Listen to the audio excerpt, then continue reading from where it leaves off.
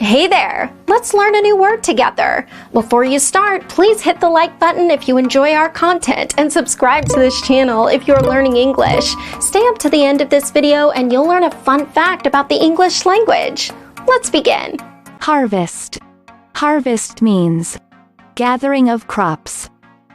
For example, helping with the harvest. Helping with the harvest. Synonyms: gathering in of the crops, harvesting, harvest time. Awesome! You learned that quickly. Let's put it in some sentences to understand how to use it. The first exemplar. After harvest, the process of ripening hastens. Now, repeat after me. After harvest, the process of ripening hastens. The second exemplar. Gulf Prince ripens from early to mid-May, extending the harvest period. Now, repeat after me.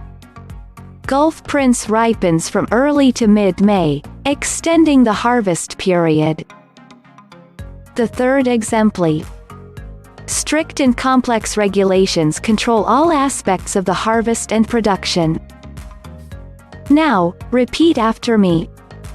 Strict and complex regulations control all aspects of the harvest and production.